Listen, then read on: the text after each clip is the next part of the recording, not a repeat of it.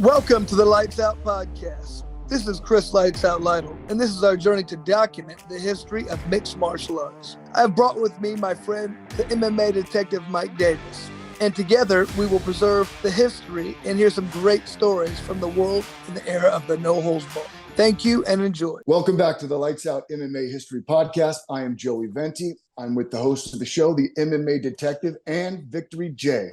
Today's guest is a former college wrestler and professional MMA fighter with 40 fights on his record. Welcome to the show, the 7-time UFC veteran, the always tough and sometimes controversial Darrick Minner. Thank you for being here. Yeah, thanks for having me, guys. So Darrick Minner, why don't we start with the plugs? Victory J, you're the one that pieced this interview together. Darrick and I have never spoken up until this point. So you're the one responsible for making this happen. Jay? All right, plugs. Well, I guess we'll start off and give a shout out to Dynasty Combat, which really is, responsible for myself meeting Darrick moving on to being where he is. Like, Dynasty is like the premier Midwest event. They've really kind of filled in the gaps, and they're putting dudes into the big show. So, right off the bat, if anybody's in the Midwest area or they have access to MMA futures, check them out. See guys like Darrick on their way up. As Mike, as you know, I love the grind, and the king of the grind is Train and the DC crew, Henry M's and those guys. They can really put together a good show, and they are, direct, like a direct connection to LFA, to the shows that are also feeder events for the UFC. So want to get that one out. Of course, I want to plug myself a little bit. I've done what did we say? About 25 years in the sport. I've seen it all, pretty much done it all, and I now run a company that specializes in helping fighters sell tickets, helping promoters sell tickets. So if you get the opportunity, guys, go check out fighter.fund or nitrotickets.com, and that's all I got. Darrick, what do you got, man? Yeah, Darrick Minner. Man, I ain't got much, man. I'm just here to talk, man. Just here to chat, and thanks to Victory J for linking us up, and have a conversation. All right, so Ignite Fights, June 29th. I'm doing color commentary for them. So at nitrotickets.com, spectationsports.com. Nitro Tickets, you want to see it live, it's in Minnesota. And Spectation Sports, if you want to watch it live on pay-per-view. So Darrick Minner. It's been a while since you gave an interview. Yeah. I mean, probably about as long as I've been out of the, of the cage. So about a year and a half, probably. Okay. So is there anything that's off the table? Any conversations or anything like that? Like in regards to your fight career, nothing personal. Yeah, no, I mean, we can discuss whatever. If I don't feel like answering it, I'll give you a bullshit answer and we'll move on from there. Fair enough. So Darrick, why don't we start? You're from like a really small town in Nebraska. Yeah, I'm from Nebraska City, Nebraska, the home of Arbor Day. We have about 7,500 people down there. So yeah. And it's where Anthony Smith is from, I believe. Yeah. So that's pretty much, how I got a taste of this game, man. As Anthony and me grew up alongside each other for many, many years. Yeah, it's crazy, man. We're both little hoodlums from Nebraska City that kind of just found MMA and that found our journey. Although we had different journeys along the way, we had real similar careers. So it's pretty crazy, that's why we both have thousands of fights, it seems like. Right. And you guys also you guys have each cornered each other as well.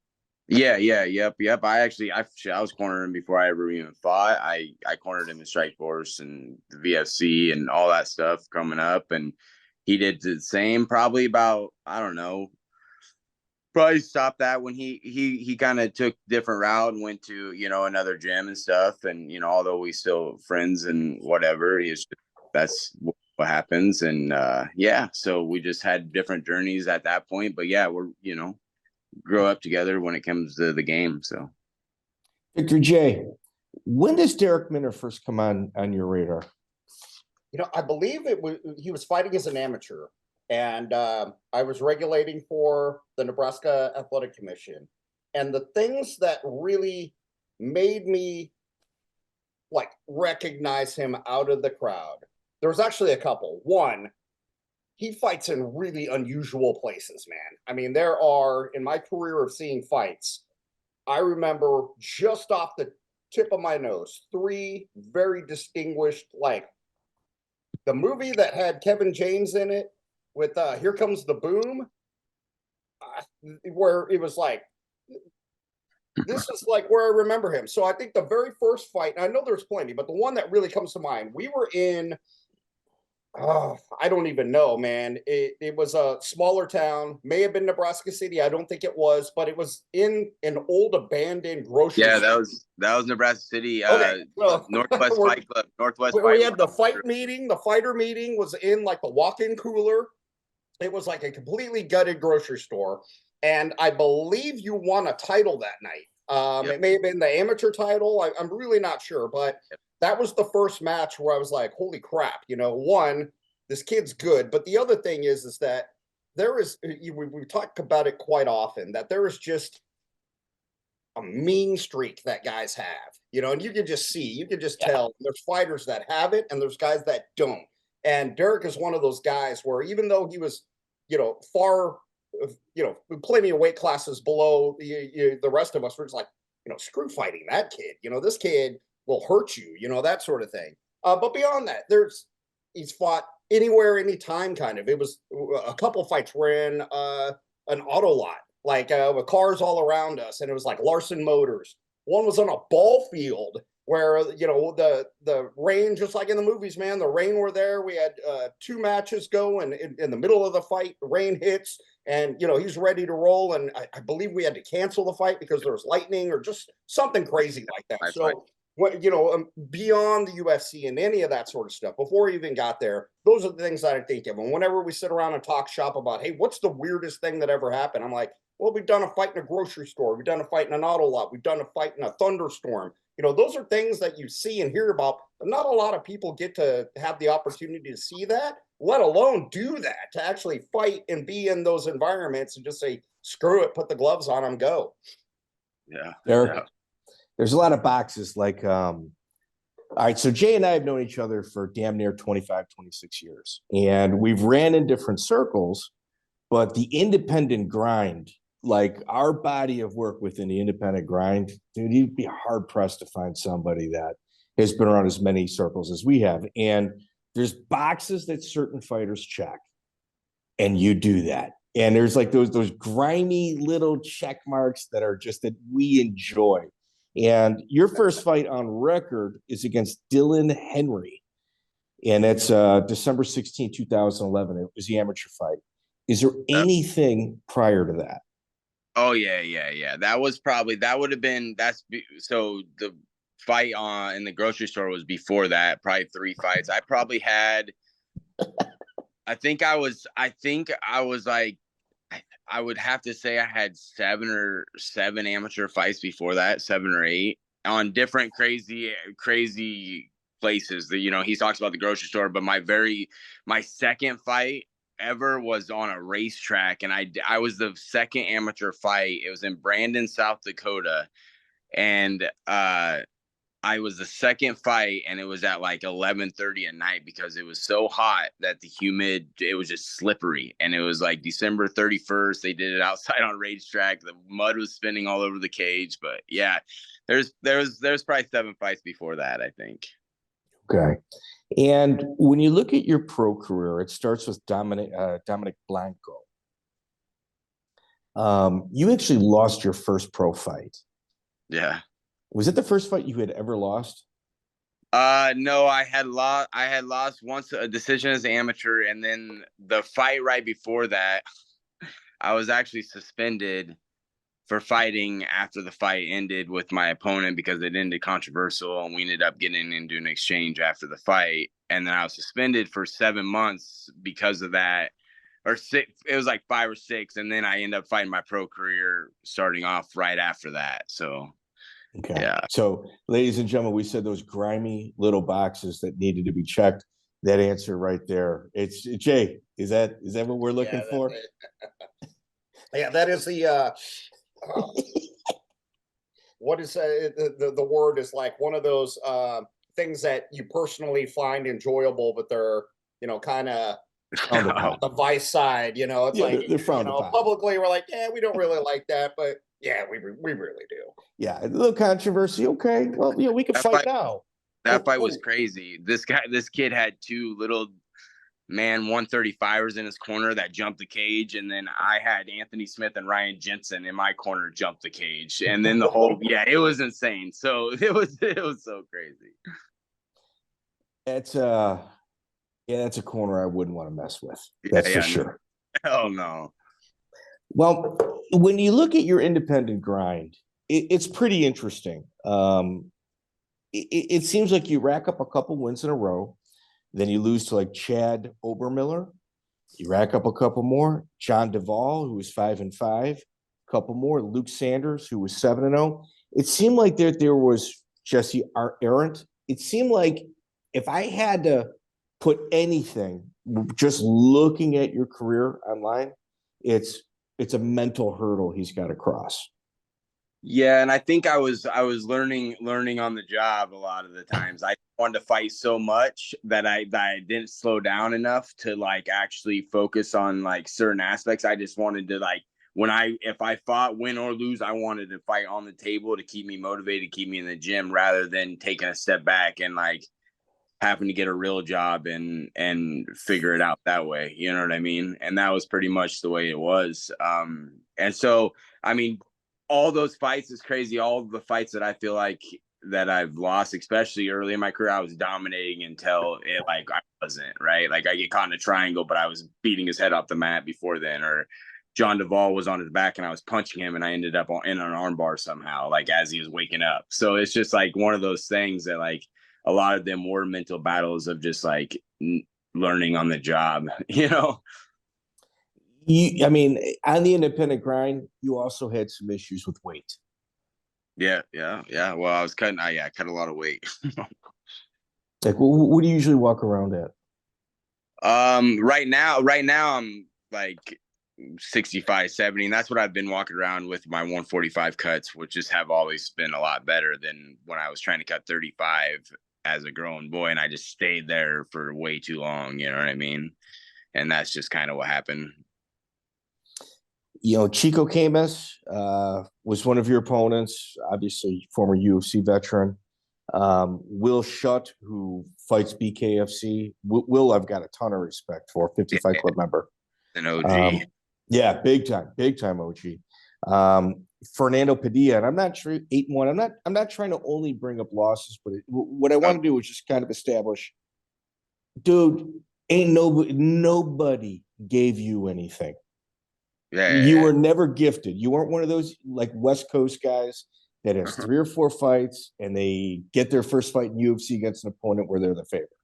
Yeah. No, there's something to be said about the Midwest grind for one. Like it's just not like any. Oh, hold on one second. Put my trunk on. It's not like any other grind compared to like just these other circuits. It's not even comparable. And we like to fight and we want to fight often. Yes, like in terms of like 50 Fight Club members, you like Anthony Smith, 55 Club. You're never seeing a 50 Fight Club member out of Canada, New York, Boston, or California. It doesn't exist. Like you might be able to Texas, Oklahoma area, but you're never getting them out of the left, right coast, or even north of the border. Can we all agree on that? So let's talk about your career. Like when your first introduction to Glory Mixed Martial Arts, September 2nd, 2018, you fight on LFA, you fight Kevin Croom. What do you recall about that fight? Oh man, that's an interesting fight. So for one, we got rescheduled because we were supposed to headline the event that Jay was talking about on the ball field that got rained out. I was literally warmed up and ready to go to fight Kevin Croom, and we had to cancel it. And so then they moved that fight to fight Kevin Croom. And yeah, I mean, when I fought him, I mean, that's another fight that first round was just a massive, it was, I mean, I hit him and he literally fell forward and he was out. But like, I don't know if I just double legged him off that instead of just walking away. And then I ended up, he somehow came to. And then in the second round, I threw a high kick and I fell, but I was kind of still catching my wind from the first. And so like I just covered up and I had a thumbs up, just like, hey guy, I'm cool. Like I'm good. And Kevin's elbowing me, and I'm just like, had a thumbs up, like telling the ref, like, I'm good. I was kind of trying to get up, but I was waiting till the steam came off the elbows and they stopped it. And yeah, I mean, respect to Kevin, man. He had that kind of grind too, you know, when it comes to it. He definitely did. And, you know, he was down at Glory. So at the time, you had 16 first-round finishes. You were 21-8. Croom was 17-10, but a very, very rugged 17-10. I think it was I'm not going to say it was an inexperienced referee. I just think it was a referee that may not have had his best day because that fight wasn't close to being over. Yeah, he said, I don't know what it is, man, because personally, I like the guy, but as a ref, he's not been in my favor or my brother's favor, as in like, and it could be, it's all coincidental, I believe, but it's just like the knowledge needs to be there more or less, you know. And yeah, it's happened. A couple of my brother's fights and like 3 or 4 of mine, he was the ref of the amateur fight I was talking about that we got in a fight after the fight, you know. So yeah. It could have a little bias there. Yeah. Yeah, and I don't think he has it out for me. I just think everything's coincidental, and he's just not the, you know, yeah. He's not what it is. Effing anymore, I don't think so. That was your first interaction with Glory MMA. Did you talk to any of those guys afterward? No, not. I mean, I just, what's up, blah blah blah. That was it. I actually fought Chuka Willis from Glory before that. Before Kevin Croom. So like I had this crazy. I had fought a couple of the guys before I started training there. So yeah. You had your first entry into the UFC was the Dana White Contender Series, Herbert Burns. Yep. That was a Contender Series, August 6, 2019. That's Gilbert Burns' brother. That was a fight that LFA had just nightmares trying to match because everybody would say no. Yeah, yep, and that's a fight that I wish I could have back to, you know, just like them all the losses, but yeah. And then you go on to Terrence McKinney, T-Rex, Midwest Championship fighting, October 19th, 2019. That's when you start turning the corner. Yep, yeah. That fight was honestly, it's crazy because after I lost in my Contender Series fight, it was just one of those things that like, I was like, man, where do you go from here? As a guy that has 22-8, 22-9, where do you go? Like, I was like, man, do I just take some time off, go get a real gig? What do I need to do? Like, do I, you know, it was one of those things. And my manager, he was just like, hey man, give us a year, one more year. Here's this fight right on the table, right after the Contender Series fight. And then it was kind of one of those fuck it moments, which I've had a lot in my career, that I was like, all right, let's go. And Russ Jones out there threw that fight together. And yeah, it was a good one. Yeah. You went in a triangle. Where are you training at this point? I have been at Premier since I started. I just leave for my fight camps. I've been at Premier since 2009 with Ryan Jensen. And now I coach a lot, and I coach and train there. I do a lot of the competition coaching, like all the fighters and stuff. So you were 24-10 on the independent grind, you know, and that Midwest scene is a lot different than the left and right coasts. Your fight with Grant Dawson, another Glory guy, February 29th, 2020. I have to assume this was last minute. Yeah, we took that fight 8 days notice. I was it was crazy. I found out I got signed by my manager, calls me, and we had a show in Syracuse, Nebraska, which was a small town by my town. And so I was doing a lot of the show like stuff. Like it was pretty much my show. And so he had some questions. We were trying to get some stuff filled. So we answered all the questions that he had. And then he tells me that I got signed to the UFC after we had a 45-minute conversation because we needed to get shit done, and he knew there was no way he was going to get it done if he told me right away. And so, yeah, that happened at like 10:30 at night when I got the call on 8 days notice. So, Okay. So like all of the promo pack and stuff like that, had you heard you're going to the UFC, you were hanging up the phone on him. Is that what you're saying? yeah. And your manager at the time is? It was Andrew Lee, Train. Train, dude. That's an OG right there, man. Yep. Yeah, he was me ever since my second amateur fight he booked. So really? Yep. He was in there through the grind, man. Grant Dawson, he's 14-1. He's at Glory at the time. And at the time you fought, now you took this on 8 days notice, but he missed weight by 3.5 pounds. Yeah. I don't know how. I mean, honestly, I don't even know how I made it on that type of notice, because I was like, I was training, but not really training. I was, kind of like one of those fights that you just come off a win. You're not really expecting that, So, yeah. So he misses weight by 3.5 pounds. Was there communication in regards to? A lot of guys at this point would say, "Man, give me my show money. Give me somebody else." Yeah, I did. I thought about that, but that's just not who I am. You know what I mean? It was one of those things like was it talked about? For sure. Was it discussed? Like, what are you going to do? Yeah. But I believe that, like, I don't know. I just, one of those things, I was there to fight. So I was going to fight regardless. Give me the money and let's go fight. So. Did you have conversations with any of the matchmakers or Dana White in regards to the situation? Andrew, Train deals with all that. I didn't really have the conversation, but he did. Okay.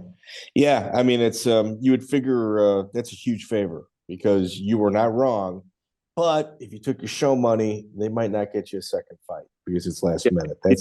And plus, you just never know. You just never know what that what ends from there, like which fight you get next, what's your next few matchups. You got, you're there to put on a show. They bring you in, you've been working for 12 years for that moment. Right, you're right, and you wanted it, right? So you lose by rear naked choke.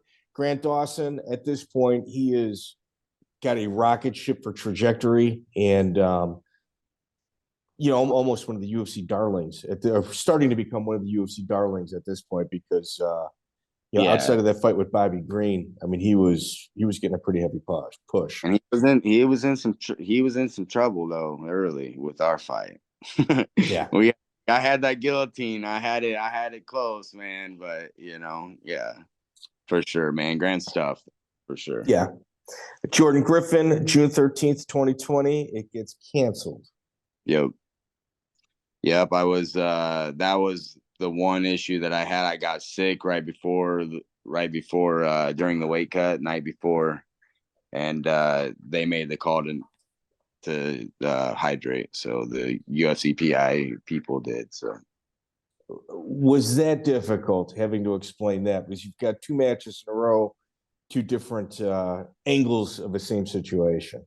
Yeah, and it was just one of those fights. I was super upset that happened. One, I wanted to fight. I needed to fight and make some money. But two, I had lost to Jordan Griffin after dominating for 2 rounds by some silly, stupid me trying dumb shit because I was so dominant that I was trying to like get a calf slicer when I didn't need to, and I got armbarred somehow. So yeah, that was a fight I really wanted back. So that was definitely troubling. And then I was feeling horrible, man. That like throwing up bile and just all the stuff that comes with it. So did you go to the event or did you go home? No, we flew out the next day. You didn't even go to the event, huh? No. That's still, you know what, man? I'm gonna be honest with you, it's probably the right thing to do. Oh yeah. You show up over there just to watch the event, kind of see what's going on. It's an unfortunate situation. It is what it is. Yeah. Right around this time, you switch to Glory. Yep. I did. I called. God, why is that keep going? I'm trying to figure out. My phone charger's messed up, so it's got to be at a certain angle. uh, yeah. When I switched to Glory, yeah, I called James. I had just fought in Grant, and I was got offered the TJ Laramie fight. And yeah, man, I called him and was like, man, because he was training in Vegas, which is where I normally would go, was Vegas. I was training out there for before my Contender Series fight. I think I spent like 6 camps out there with Coach Casey and stuff, and that's where I stayed with Tim Elliott the whole time. So just conveniently, like when James accepted and said that I could come down there and blah blah blah, then I went down there, and Tim and Gina at the time, Tim, I had been staying with Tim for years, and he just happened to move back to Kansas City at the time, and so that like was just really awesome that he was down there, and I was able to get camp down there only a couple hours away after having a kid. I didn't want to go too far, so. I'm always curious of how these kind of like, super camps get so big. So he did not recruit you. You No. found him. Yeah. So yeah, I called him and was like, for one, I had already fought 4 of the guys. So True. it was just one of those things that he already knew my game, and he's a damn good coach.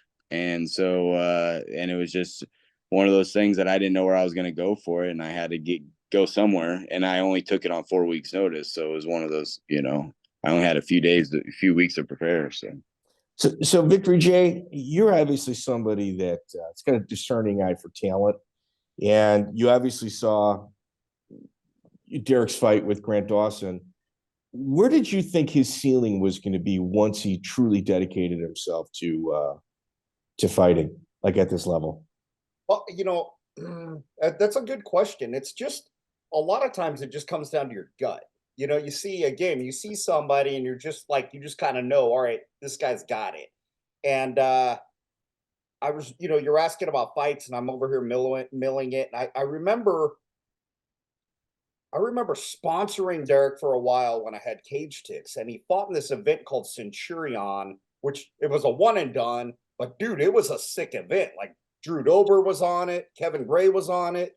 It was just a great card. I think it was in St. Joe, Missouri, which was kind of in the middle of nowhere. It's in the middle of Omaha, between Omaha and Kansas City. So it's not a really big place. But, going back and thinking, man, at that point, if Darrick was somebody that I felt strongly enough to put my business logo on, it's like, this is somebody I really think was going to, go places and do things. So, being able to see him from the grind coming up. I mean, Darrick, how old were you when you had your first fight?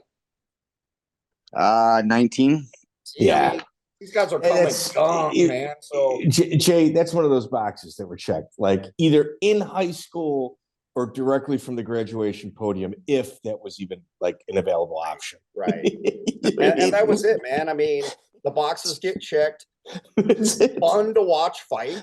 That's a big one. I mean, I like entertaining fights just like anybody else. And a big thing that I had, especially when I was matchmaking, was it didn't matter to me win or lose. Honestly, I didn't care about win or lose. I'd rather have a guy come in and just fight his balls off and lose than a guy who doesn't and wins. And Darrick, all his fights his balls off, man. I mean, he was saying that, like, even his losses are like, I tried something different. I just tried something and I got caught.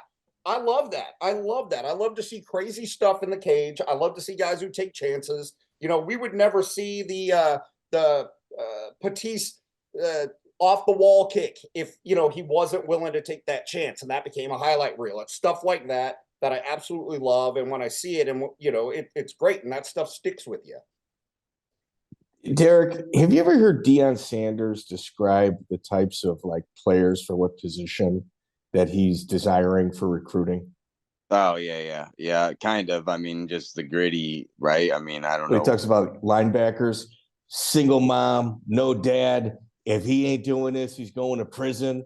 And he's just trying, like, you're kind of like one of those guys that steps on a scale where Jay and our eye is going, this dude's here to fuck people up. And if he doesn't fuck people up, yeah, he's probably going to be fucking people up on some sort of prison yard. And I'm not saying that as an insult. I'm saying that as just a description that we use and enjoy on the fighters on the grind. Can we agree with that, Jay?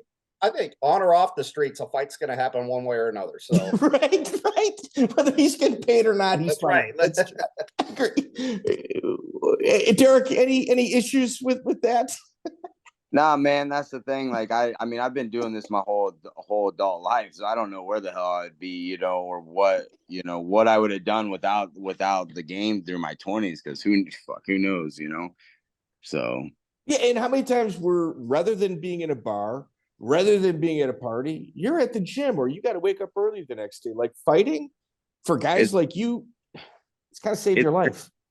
Well, and it's crazy because, like, when I look back on it, like, a lot of my, like, high school buddies, they went to college, they partied for years and years and years. And, like, I totally just dipped out on the whole 20s partying stage. I mean, I've seen some shit through the fight game on the, but especially when it was old school, but yeah, like that type of every weekend, every stuff, like, I just didn't do that. I never did, because all I wanted to do was fight ever since, like, I stepped in the cage for the very first time. Was all I, like, literally walked to that cage random. Me and my buddy drove to South Dakota. I was 19 years old, and this random buddy had never I think he fought 1 or 2 times, and he wasn't very good, but we drove up there, and it was just me and him. We cornered each other. No, I don't know what I was doing. And yeah, I thought, this is what I want to do forever. And so, yeah. That's good. How would you describe your first fight camp over at Glory? Great, man. It was quick, man. We did 3 weeks hard. Yeah, it was good. It was good. Okay. I mean, anything different that you experienced and like out of the ordinary for you? Like, because I've been to a lot of fight camps, and, like, just that room, man, is how tightly knit everybody was. Like, everybody was, like, close, and everybody, it was just one of those camps that it was more like a brotherhood type situation rather than the opposite, where everybody goes. So how soon before you felt that you were actually accepted by the members in the gym? Man, I felt like I had already earned the respect of everybody, because I had already been I've already fought all my weight class, so I didn't really, I thought I got to, like, the first couple weeks, it was like I felt the guys that were younger, they wanted a piece, you know what I mean? Like, they wanted, so, like, I had to make sure that, I kind of held my place in certain situations, because, mind you, I took this fight on 4 weeks notice, and I wasn't, I was not in fight shape. So it was just one of those things that, like, you got to go right into fight camp, and you can't ease your way into fight camp. So yeah, it's not easy. Yeah, there's no easing your way. You're jumping at deep end. Like, yeah, you're not throwing up at practice. You're not doing it right if you're rushing like that. TJ Laramie, say it was September 9th, 2020 UFC Fight Night. Your first fight with James Krause in your corner. How would you describe that experience? Man, it's just crazy. Went exactly how we thought. You know what I mean? Like, it was down to a T. Like, that's what, everything was great. It was different. I've always had a coach, but not I've always had a coach, but not really a head coach. Like, I pretty much did what I wanted, and the guys that were in my corner were, the guys, they were just the guys like Ryan and everybody. It was never like, it was different to be at a gym like that and just have that different guidance. You know what I mean? So through the fight week is what I should say. 52 seconds. You win by guillotine, and let's kind of rewind a little bit. Grant Dawson 14-1. Your next opponent's 12-3. But it seemed like that mental hump that you I don't know, maybe struggled with in the past. It seemed like you finally cleared it and with a finish. Yeah. Yeah, man, I think that a lot of it was I don't know. I think going in there, like, that hump was like, I'm here and I belong now, rather than I was trying to, like, for all those years, you're so worried about getting there. You know what I mean? So you take certain losses, your mind's going, and like whatever you're dealing with outside. And that fight was just one of those ones that it was like, one, I had nothing absolutely to lose. He's a new hot prospect. You know what I mean? Super big favorite. Like, what do I got to lose? And I knew that that was my fight. I knew the whole time. I knew exactly how it was gonna go, and yeah, it was awesome. Yeah, and like you said, there's certain people when they get to the UFC in their first few fights, they look like imposters. You look like it was just like you crawled there. You fought tooth and nail, like you. That's the difference between. That's the difference between my career and like when I got there. I felt like I was prepared to be there, and I feel like a lot of people aren't. I feel like I appreciate it more than when I got there, and I was just accepting, and I knew that where I belonged for all these time, and yeah, that was about it. Guys like you, Gerald Mearshart, Neil Magny, Dirty Bird, like you guys, you don't have the greatest record, but when you're matched properly, you're sitting back going, holy shit, that was magic. Did you have any relationship with the UFC matchmakers at all? No, I felt like it was harder for me. Really? I just felt like, I mean, not that it was an out for, I just felt like it was just harder for me because I was just a vet that, like, now that everybody gets to pay, you know what I mean? For all those years, like, we were one fight, it felt like we were one fight away. And then when we got there, it was like Grant Dawson. Now you got the hottest prospect coming out of Dana White Contender Series. So, but yeah, after that, you got Charlie Rosa. He's 13-4 out of American Top Team. One of the greatest trainers in mixed martial arts, current day mixed martial arts, Mike Brown, is over at ATT, February 20th, 2021. Charles Rosa, also tough guy. Yeah, he was tough, man. He took everything I threw at him in the kitchen sink. The thing at this point, though, like you heard, I think it's this fight where you heard Rogan really sing the praises of James Krause. Like, he kind of settled you down. Get your breathing in. And Yeah. It definitely helped having that, like, I mean, the dude knew what you needed. So in the past, like, you've got so many first round finishes. Like you say, I trade something crazy, or this didn't happen, that didn't happen. I think a lot of that can be attributed to your gas tank, as you run so hard in that first round. Well, and that was the whole big, that was the big thing, was just changing 5 minutes into 12, and stretching a fight longer to 12. That was the whole goal, for when I got there, we got with James and stuff. It was just stretching it from 5 to 12, 12 to half, 15 minutes. You got to stretch that game out, because, like, I don't know if there's anybody in the world that can beat me in one round. You know what I mean? So I don't care who you are, so it's just one of those things. Yeah, a lot of truth to that. There's actually a lot of truth to that. Darren Elkins, UFC on ESPN, July 24th, 2021. I'm going to be honest with you, looking at this fight on paper, Darrick Minner is the 150 favorite. Darren Elkins is a plus 150. He's 26-9. You're 26-11. If you gave me $1 million and asked me who the better wrestler was, I would have put all in on Elkins. Yeah. Did you know going into that fight that you would have had an advantage on the mat? I felt like I didn't know. I mean, wrestling, I just felt like I would have the advantage. I just felt like, yeah, I did definitely. I was definitely pretty confident going in there. Obviously, like, he's gritty and all that, but I didn't. They talk his wrestling up. It's just like his pressure. But yeah, I mean, it was a toss up. Did I know it was gonna be like takedowns were gonna come as easy? No, for sure not. So 24th UFC appearance for Darren Elkins. Yeah, it just that's another fight, man. Golly, but yeah. I mean, think about that. Hey, dude, your next fight's a guy this is his 24th appearance here. Like, oh, fuck. I was so pumped for that fight. When we got that call, I was super excited. Second round TKO loss to Elkins in a fight that you clearly had the upper hand on.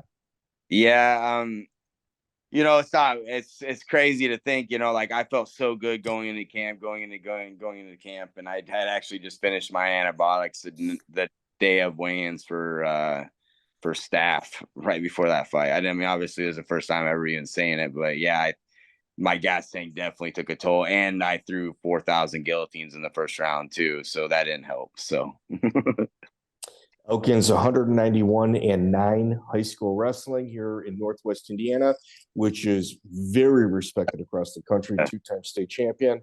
I know you wrestled in junior college for a little bit, brief stint. Yeah, for a year, but yeah. Ryan Hall is somebody at this point. You fight him at UFC 269, December 11, 2021. Ryan Hall has had more people say no to him than probably anybody else on the entire UFC roster. Oh, yeah. Yeah. I definitely, it's a fight people are hesitant about, but it's just, I think that's why it was like, hey, Darrick, here you are. What's up? And I'm like, okay. So at this point, your biggest issue was your submission defense. You had 14 losses at this point, 8 via submission. Although you didn't get your hand raised, but if you kind of look at the playing field, you made a huge leap in regards to ability in a lot of people's eyes. For sure. And that fight, man, I think it did me a disjustice that when he got my leg the first time and I got right out, that I was like, all right, motherfucker, you can't grapple. I'm going to show you. You know what I mean? Like, that was my mentality, was like, hey, all right, buddy, let's go. And I was like, then I started dinging him on our feet, which why I should have just stayed there. But every time he did anything, my natural instinct is the double, just to take him down and do whatever. And I think that definitely I think if he would have gotten closer on the submissions, that I would have been more hesitant right away. But then since he didn't, it was like, okay, let's go, I'm just going to be very direct with this. If I'm fighting Ryan Hall the night before, I'm probably taking a real hot bath with some baby oil. Yeah. Did any of that take place?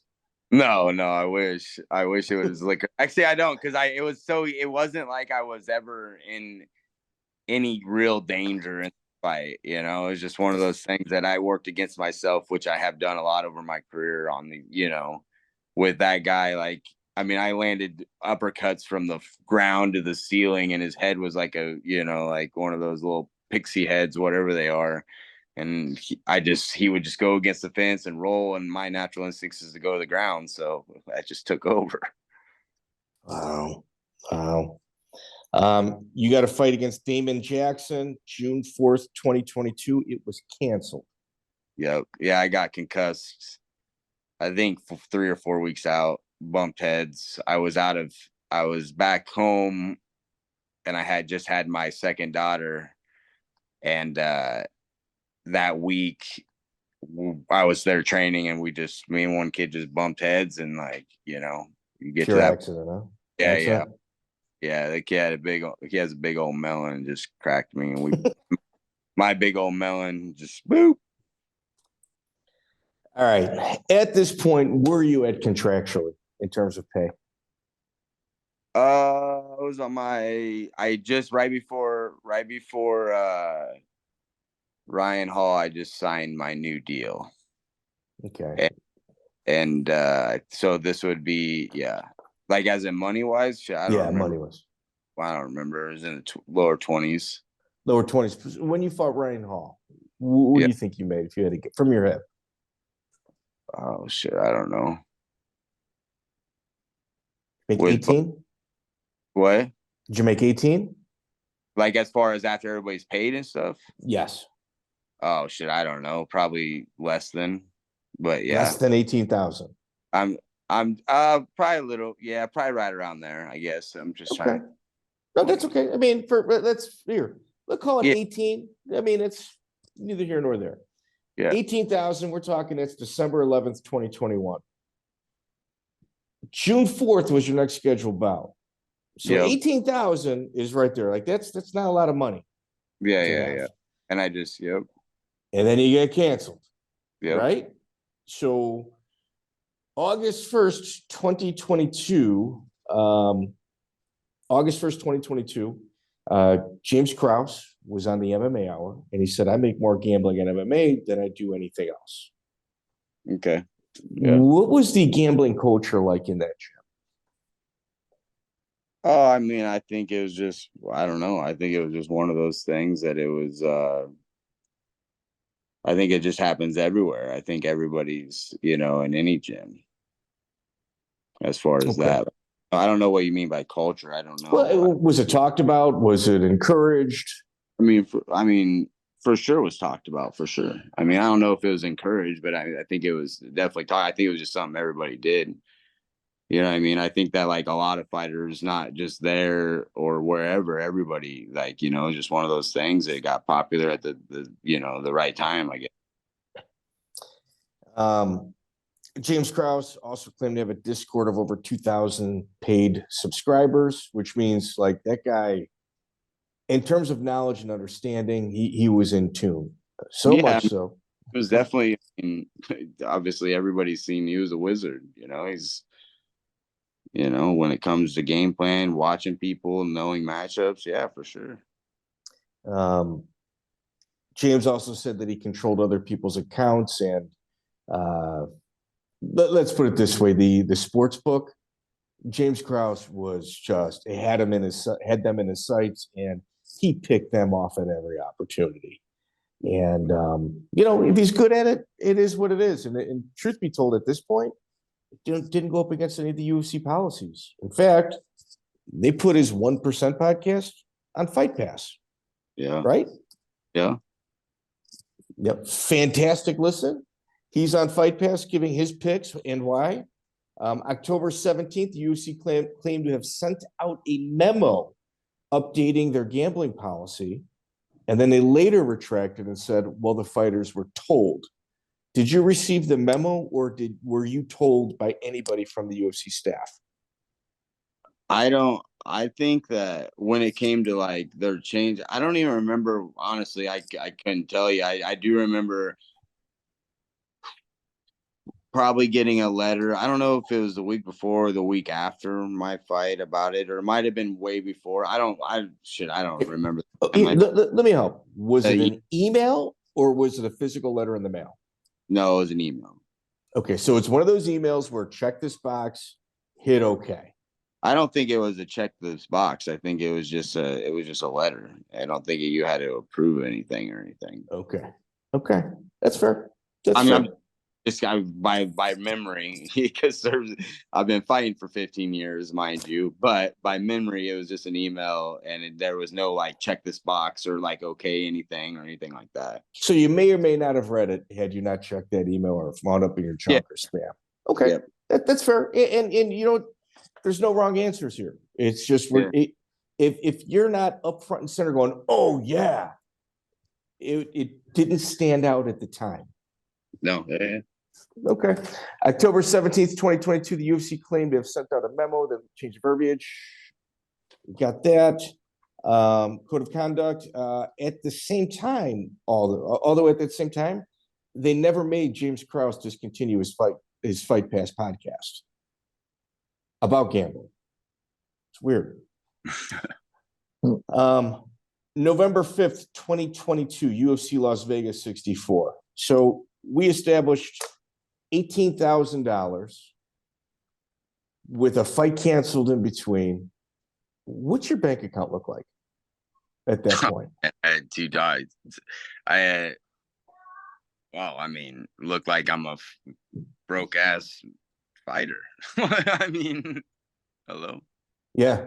It just switched screens. That was weird. It looked like I have a family that I haven't fought in a year and a half or whatever it was. It was a year. So Well, not very good. Yeah, not very good. You got people calling you, and okay. You had reported it was reported that you had gotten hurt at practice. Yeah. Would you mind bringing us through that? Yeah. So basically, during fight camp about 5 weeks prior, I had hit an inside trip and my knee kind of twerked up, but it was, it was one of those things that, yeah, it popped a little bit and it was weird all through camp. Just dealt with it. I wrapped it, put a brace on it, iced it, and did what went through the motions. And so when you heard it, was this like in a scramble? Was this like in an exchange with other fighters? Live go, I hit it on the inside trip. I went to hit inside trip, and the guy went to step out at the same time, and that shit got bundled up, and it was, yeah, and it went, tweaked it up. How many witnesses to that were there? Oh, I mean, the whole gym, pretty much knew that my knee, that something had happened. They didn't know what, but the whole gym. So the entire gym was there. Yeah, yep. Okay. And going into this, did you have like a doctor look at it or anything like that? No.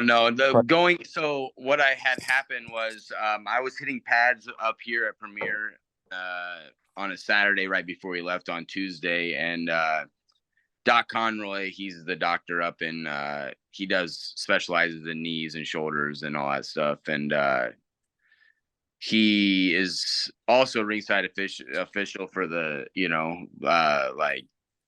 for the fights. He's the Terrence Crawford's cut man. Like, he's in the game, and he had actually came in on Saturday before I had left. And Ryan, after we got to hit pads, it was a little bummed, but he came and checked it out and did everything, and he said that it was good enough for me to go in there and fight. So that's, regardless of what he would have said, I was fighting, but he gave me the confidence, knowing him and his ability, that my knee was okay to fight, which it definitely, I was definitely still doing live goes and stuff. It was just bumming.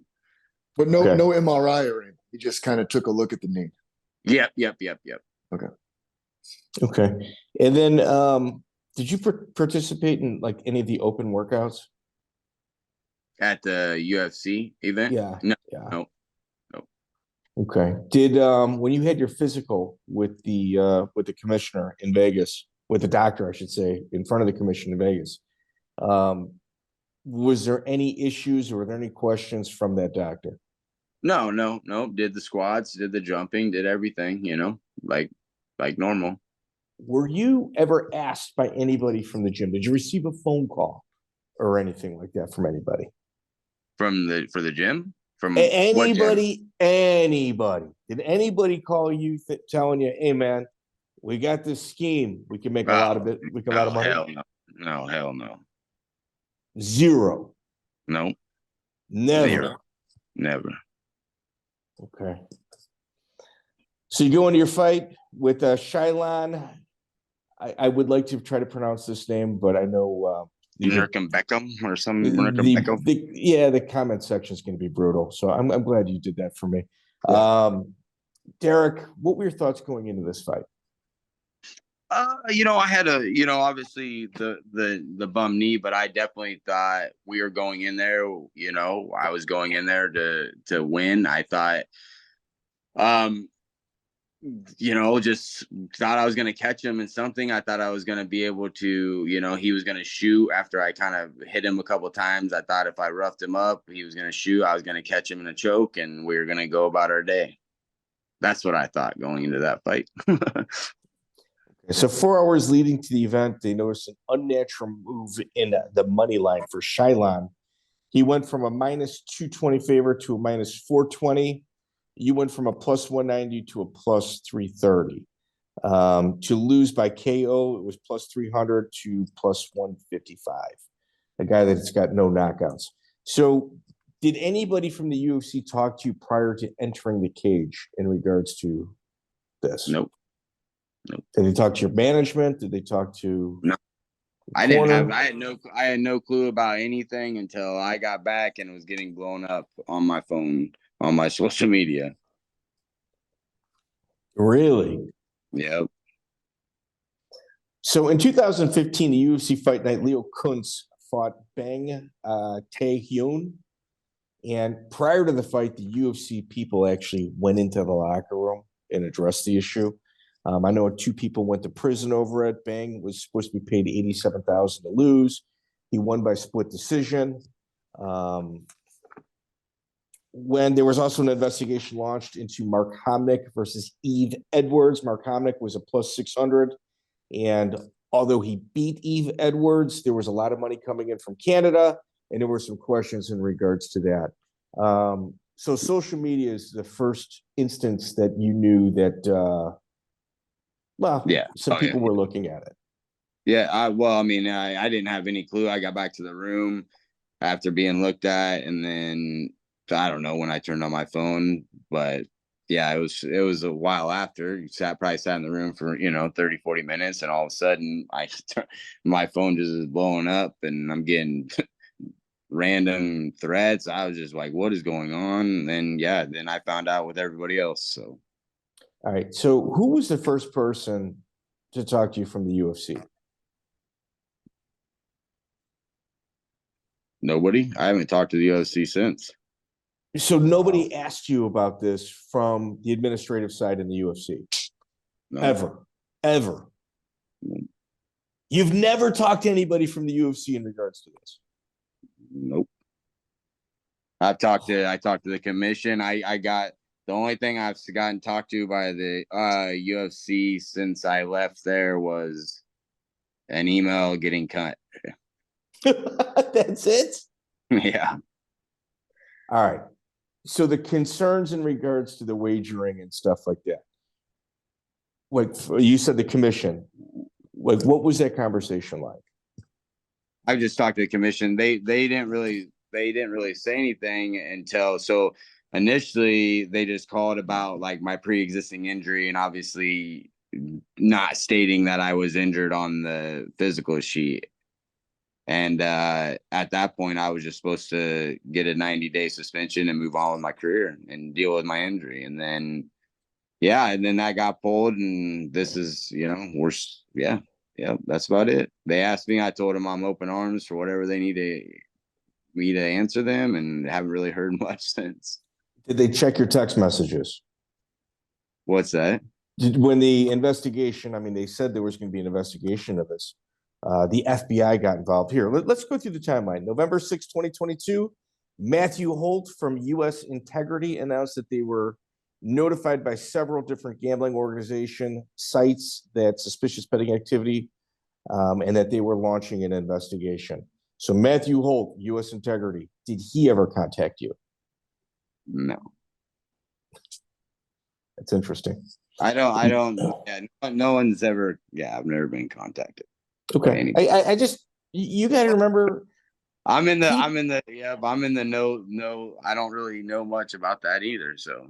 Well, you're okay. Well, you're being honest. Like if Matthew Holt from U.S. Integrity is launching an investigation, you think it would be proper if he said, "Hey, would you be up for giving us access to your iCloud, or would you allow us to inspect your telephone, your DMs, your Instagram? Can we log in?" None of that ever took place. Oh, no. Okay. November 7th, UFC released a statement stating that their betting integrity partner is looking into suspicious activities. And they're also doing a review of the situation. At the time, the UFC was using their partner, Don Best Sports. And ESPN claimed that someone from your camp confirmed that you went into the fight with a pre-existing injury. Like I said, I had a bum knee going into the, Okay. And Don Best Sports, nobody from them contacted you either, correct? Nope. Okay. Nevada State Athletic Commission on November 16th. Oh, wait, I apologize. That was November 7th. November 11th, Dana White was questioned about the situation at a scrum, like a media scrum. His words, and I was going to play it here, but I don't want to get dinged by any copyright. Absolutely no proof that anyone involved in that fight bet on the fight, and literally zero sports books took the action. He said he hoped the process of the investigation would deter anyone from fight fixing in the future. That's very telling. In other words, there's no victim, although somebody attempted to place some money, but also the process was important, like for you to go through so other people would think twice about doing what it is you're being accused of. What are your thoughts on that? And I really thought about it like that, but that I mean, breaking it down like that sounds pretty, yeah. I mean, I don't feel like you're just like, oh, let's teach everybody a lesson through the, through the innocence of this person, Yeah, that was November 11th. On November 16th, Nevada State Athletic Commission said that they were going to be sanctioning you for not disclosing the injury. I don't know if you guys recall Tony Ferguson versus Kevin Lee. MRSA was not disclosed in the pre-fight. Yeah. There was absolutely no punishment for that. I mean, and it was proven MRSA. TJ Dillashaw with his shoulder coming out against Aljamain Sterling. They did not disclose that. There's no punishment or suspended there, although Dillashaw has since retired. Kamaru Usman, when he won his world title, said he couldn't walk on cement because his injuries were like to his knee were just so debilitating that walking on cement made it sensitive. And let's not forget, Michael Bisping fought several fights with one eye. Yeah. So when the commission talked to you about not disclosing an injury, what was your response? I was like, I said, okay, and just agreed to it because I was going to be out regardless with the knee injury. I had to have surgery and all that. So, yeah, I mean, it was just one of those things that you just, I had a bum knee, but I obviously passed everything that needed and I covered it with my doctor. So what do? You didn't feel like fighting that?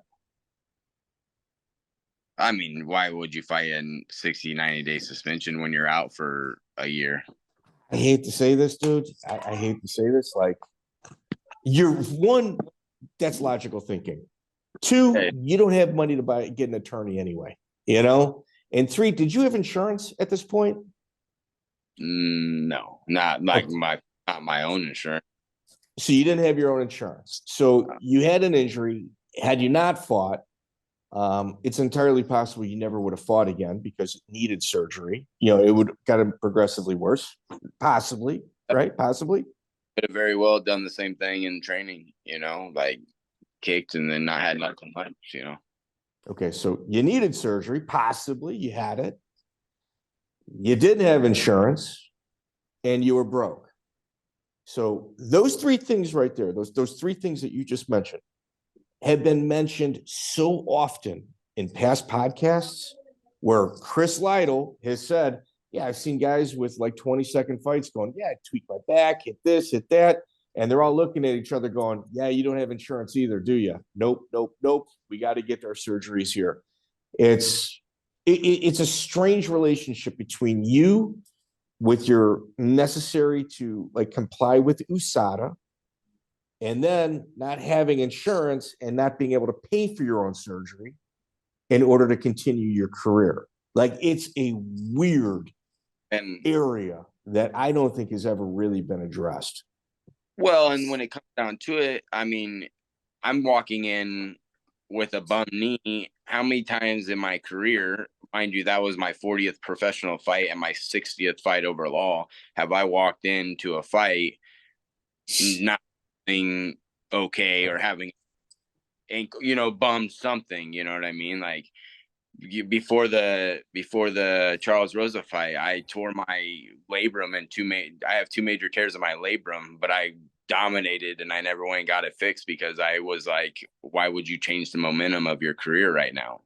So, I mean, it's not like anybody game that's been in my position has never fought with an injury in their career, Chris Lytle has said, if you go into a fight feeling 90% healthy, you had a really shitty camp.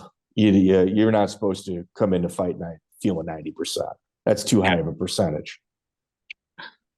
Yeah. No, I Would mean, you agree with that? I mean, that's not even, I mean, 90%. I mean, you're talking, I mean, going in there, if you're at 70%, you're good. Like, I don't know any fighter that's ever walked in. Like, of course you feel great and all that because one, you're in shape, you're in really good shape. You're glad fight camp's over and all that stuff, but you have to, you have all these nagging injuries that you did something, your back's hurt, your neck's hurt, your, limbs are hurt, whatever. So, Yeah. November 18th, 2022, UFC informed James Krause he could not corner Mike Johns. The state of Nevada suspends James Krause corner license. When you heard that, what did you think? what the fuck is going on? Honestly, like what the hell's going on? What it was, you know what I mean? That was pretty much like one of those things. You're just like, whoa, you know. So that's about it. I mean, Yeah. I don't really know what to think at that point. Yeah, just like, damn. Right. Yeah. Yeah. November 18th, that same day, Don Best, the integrity partner for the UFC, launched a thorough investigation, and they said that they were working hand in hand with the FBI. Did anybody from the FBI field office call you? Never? Oh. Victory J. Well, we're going to have a little scrum right here, Darrick. So I'm going to excuse you from this conversation. Victory J, let me tell you something, man. All the jerk off talking heads on YouTube that pretend like they literally they've got no sources. They've got no direct line to any of these fighters. They're cutting videos like madmen at this time. Jay, do you remember when this was all kind of brewing together? I remember thinking that this thing, I mean, it was blown so completely out of proportion. I actually thought this was going to be something that we were going to have to address as an athletic commission. I mean, it was like everybody was just pushing for clicks at this point. I think you're right. It was huge news. Darrick, the fucking idiots like Jesse on Fire claiming that the FBI is arresting everybody and there's raids while he's ripping bongs and not able to keep a job. Did any of that bother you when all that was going down? Yeah, man, it's just weird. It's weird that, you just got to ignore it as much as possible because, the truth. None of these people know who I am for one. They don't know any situation. They don't know if they only knew what I took to get to where I was, motherfuckers, you know what I mean? Like, it was one of those things, and then you have guys that maybe lost $100 on a parlay and blaming you for this that are fucking, you know what I mean, making videos from their one bedroom apartment that's full of cats and shit. You know what I mean? Like, it's just weird. It was a weird ordeal. It's a weird ordeal. It's still, Yeah.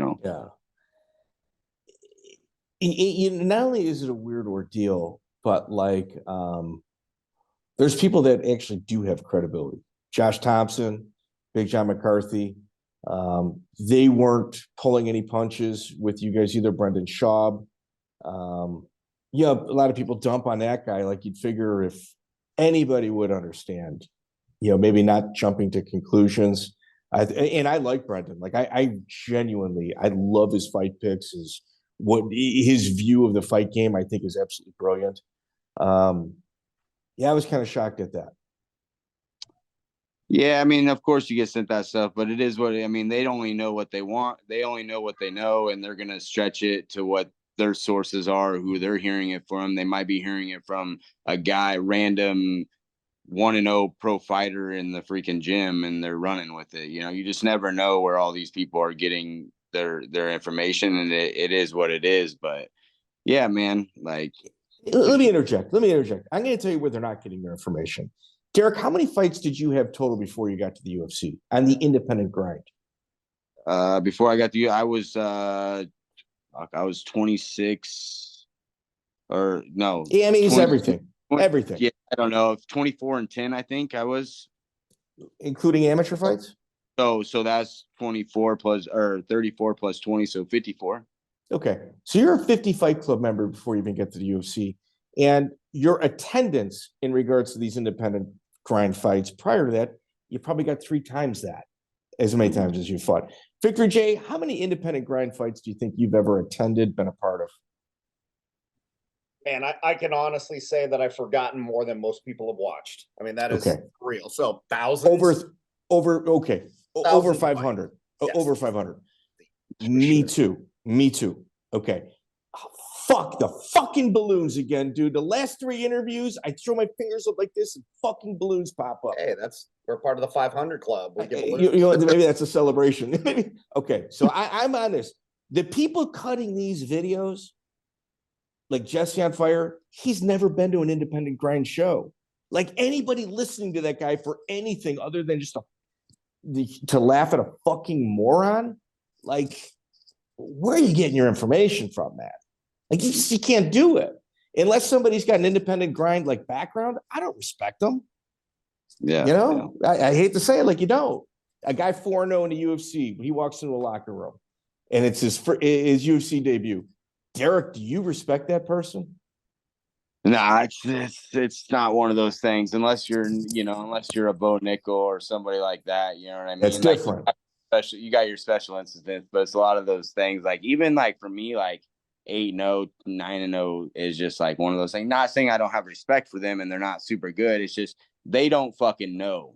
You know what I mean? They don't know what it's like. When I fought Charles Rosa, he was like talking about the grind and like what it takes to be there and shit. I was like, you don't understand. You don't know the grind. You were 8-0 and you got in the UFC. Get your ass out of here. And from Boston, like, you know, and I like the dude a lot. I just saying, like, a lot of those guys just really don't know the grind. Like he's knows now, you know, he's grinding his way back, but like it's just one of those things. I can't agree more. And unless you've done the grind, you never even understand. You think you know the grind, but you don't. Yeah. Don Best Company, I've actually been to that building several times. Back in the day, it was downtown Costa Rica. Was it the Colemna building? Bet Chris has got a big hand in that, and not on paper, but anybody that's kind of understanding of the sports book would say, I don't know what I'm talking about right now. Bet Chris 100% backed them and was like one of the main people that moved the parts over there. New Jersey Athletic Commission, November 19th, 2022, they suspend all gambling involving James Krause.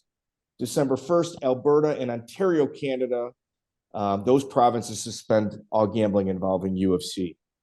At this point, any concerns? Yeah, I'm fucking just don't know I just had surgery. I don't know what's going on. You know what I mean? You just don't know what the fuck you just don't know.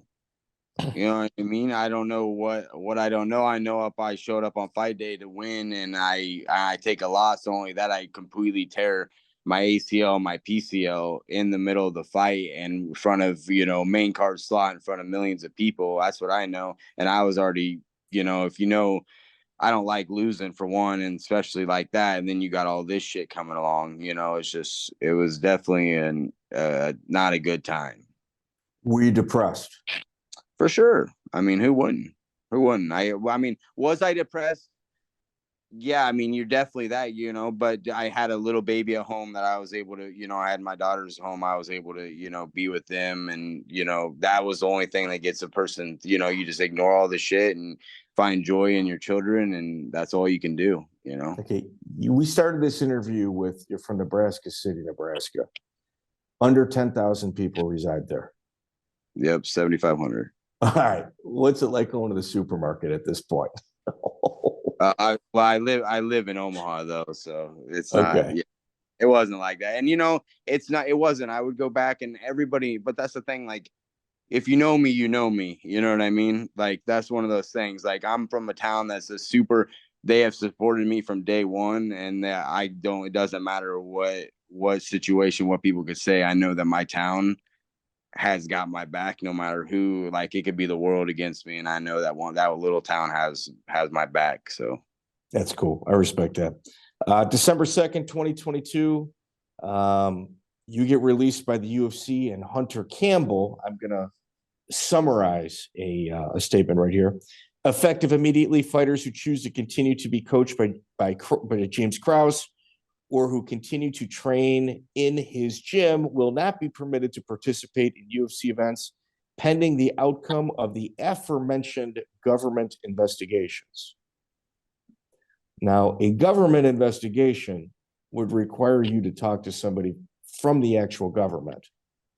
So the state, what have they said to you?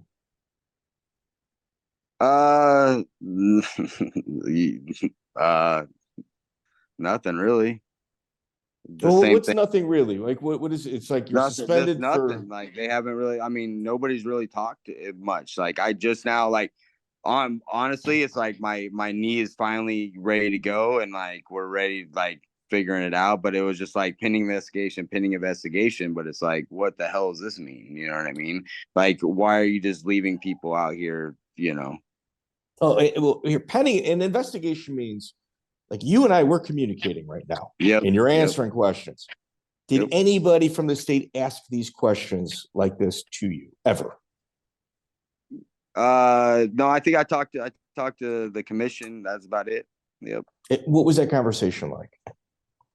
Just pretty much we went over the injury, went over, how it happened, how I felt, why I threw the kick, and pretty much all that scenario.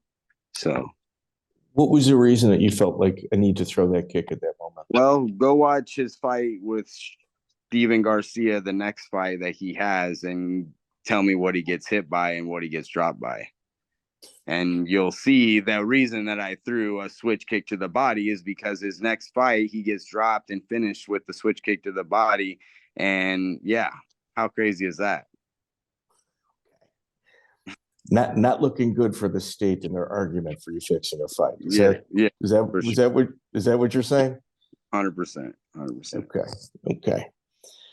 December 9th, 2022, Dana White on ESPN. Now that there's an investigation and it could be possible that it happened, yeah, White said. And then he continued and said, there's an investigation going on. I can't talk about any of this stuff. It's crazy.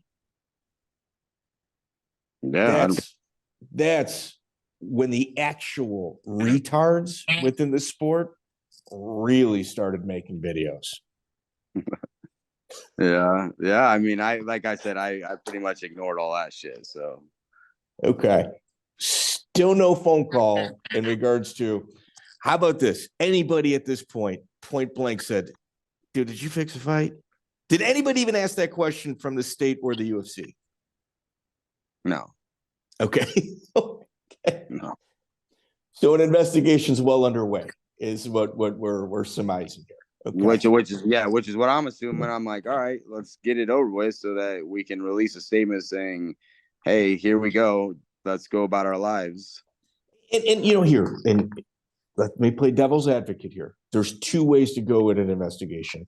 You start with the subjects and you build back. But in an instance like this, you usually start with the gym members and build forward.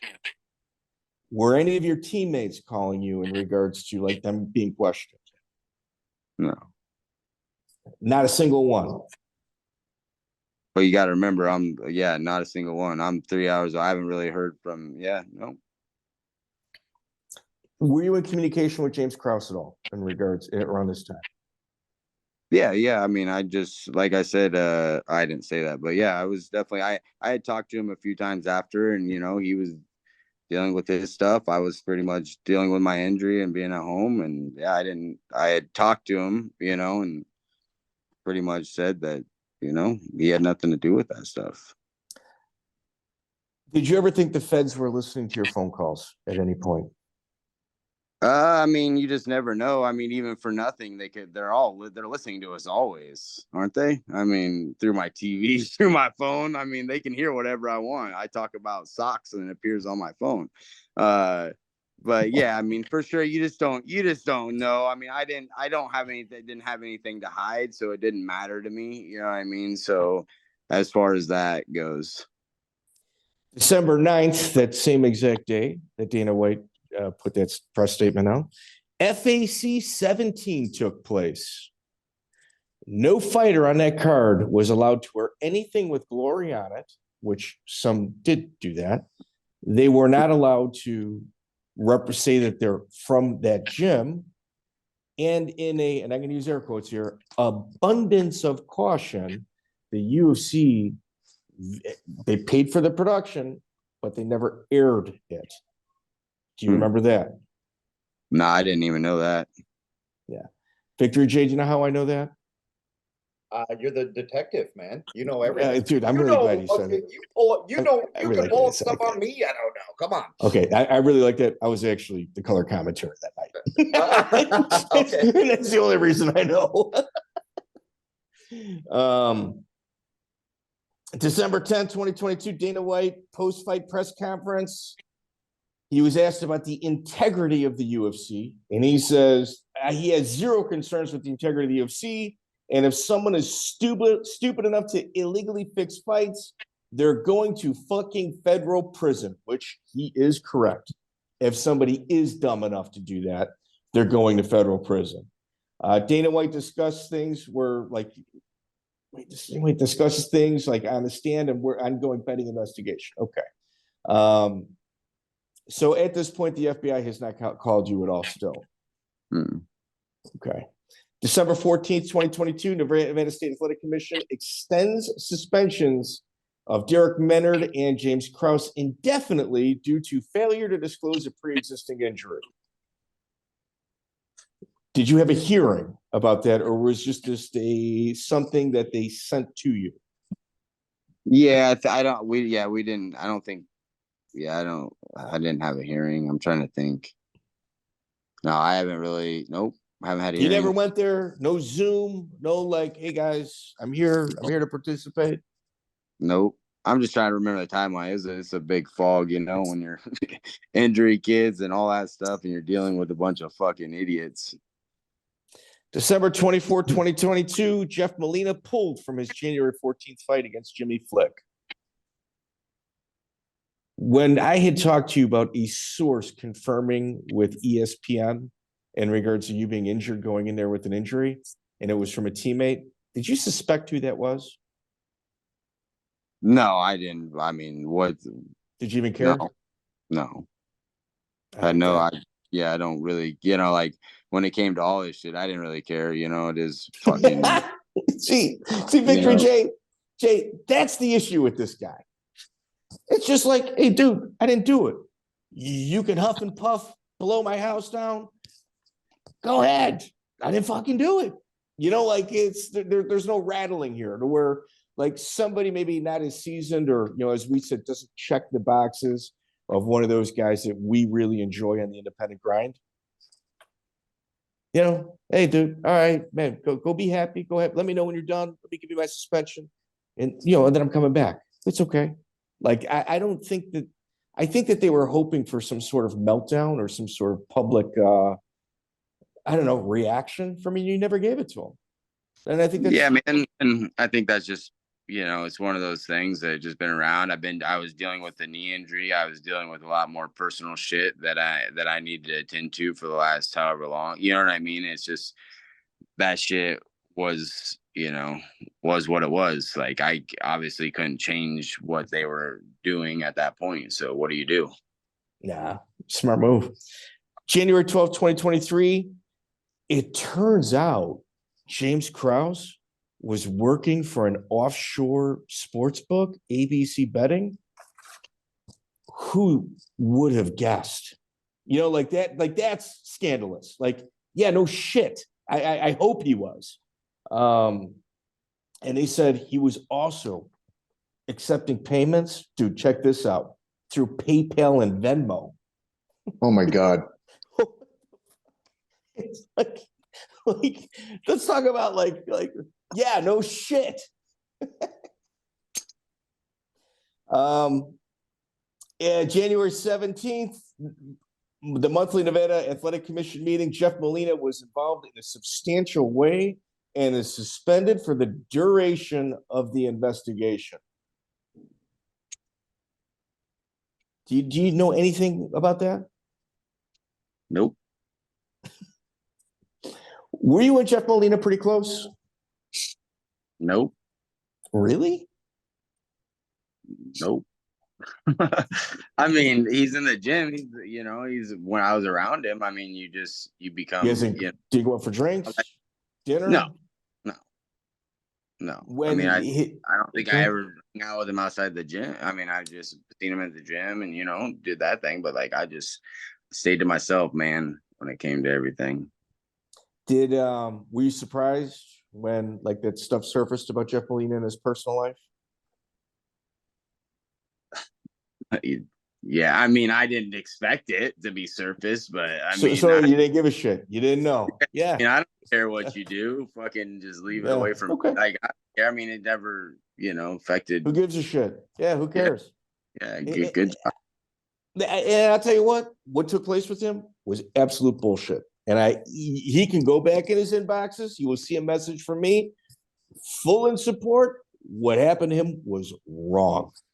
January 19th, UFC announces a new partnership with U.S. Integrity that runs through 2023. That is the organization that monitors and helps the companies that James Krause had been thrashing financially. Here's the thing about James Krause. And dude, I don't know James. He definitely doesn't know who I am, but I'm going to tell you this about him. He banged those sports books. Like, his rate of success in regards to winning money was unprecedented. We can all agree on that without knowing any of his books. I think we can safely assume that. I mean, yeah. Right? We can safely assume that. So the companies that are hiring the U.S. Integrity at this point are now the companies going, man, that motherfucker got us for a shitload of money. So you guys are handling the investigation? Okay. But we're going to pretend like there's no conflict of interest there. Yeah. Yep. Like that's not a fair partner. I think how the government works. I think we can say it's probably not a fair partner, not an unbiased view. Yeah. Victory J, you're really quiet. Am I right or wrong on that? Yeah, but you're digging into stuff that I'm not so expert in. So, okay. I'll leave it to you guys on that one. I'm talking feelings. This is all new information at this point. I'm just like, what? Okay. I didn't know that. So right now I'm talking. I'm in the same boat. You're telling me shit. I'm like, yeah, okay. Look, I had no idea. I'm talking feelings. All right. And we all know in today's day and age, there's nothing more important than somebody's feelings. And they can become very fragile when somebody that's under investigation from a committee who represents all of the sports books that they banged the shit out of for many, many years. Just saying. My personal opinion. And I'm going to be honest with you. I did a couple podcasts at this point. I unequivocally stated Darrick Minner, James Krause, innocent at this point. I'm not kidding you. Swear to God. You can find them on YouTube. So that brings us to January 19th. UFC announces a new partnership. At that same day, with that new partnership, Alberta and Ontario reinstate their gambling to the UFC. A little weird. It's odd. Let's talk about your current, when was the last time you talked to anybody from the state in regards to your status? It's been a while. I mean, it's been a long while. Yeah, I'm like, yep. I don't know how long it's been, but it's been a while. So Josh Thompson, just now feeling what's happening is now I'm just now feeling ready to go. Like, my knees were strengthened. It's finally, like, I ran into some problems along the way, and so now it's like it's go time. So just got to figure out, just get it going. All right. So there's other podcasts. Nick Kalikas has one about gambling odds on UFC Fight Pass. And Nick Kalikas, for those of you who don't know, he probably makes over 80% of the odds on mixed martial arts fights. Like, this guy is a true, just brilliant mind. Somebody I've had the pleasure of actually meeting on more than one occasion. And I will tell you, like, when you look at like sportsbook and lines, sometimes they'll spend hours just knocking a fight up or down a fraction of a point before they release it. And Nick Kalikas also has a podcast on Fight Pass. So, in essence, if Nick Kalikas will tell you his picks, it's okay. But if James Krause would tell you his picks, it's not okay. But their information comes from the exact same people. It's weird, right? That's weird. That is weird. Yeah. So why is it okay for one person to say it, but not the other? And then like to kind of like punish somebody because they're giving the exact same information that an actual odds maker will give you. But one's just making better picks or what? I don't know. Maybe one's a gym owner and one's not. I think that's, I mean, Phil Baroni was one of the biggest sources of information for what fighters out of AKA gym were banged up going into title fights. Not kidding. Like, and it's not like that's a secret. It was one of the worst kept secrets in all of mixed martial arts. Like he would kind of gym jump just to like get paid for his information. Not kidding. Really? So you have not talked to anybody, but now you're ready to fight. So now you're starting the conversations.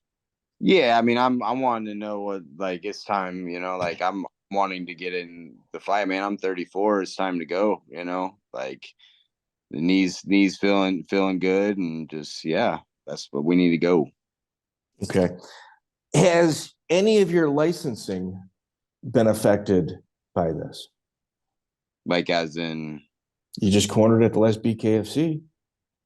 Oh yeah, no, I mean not that license, not my cornering, but like I haven't filed for any other licensing at all. Okay, so. But you can still apply and successfully get a corner license. Mm-hmm.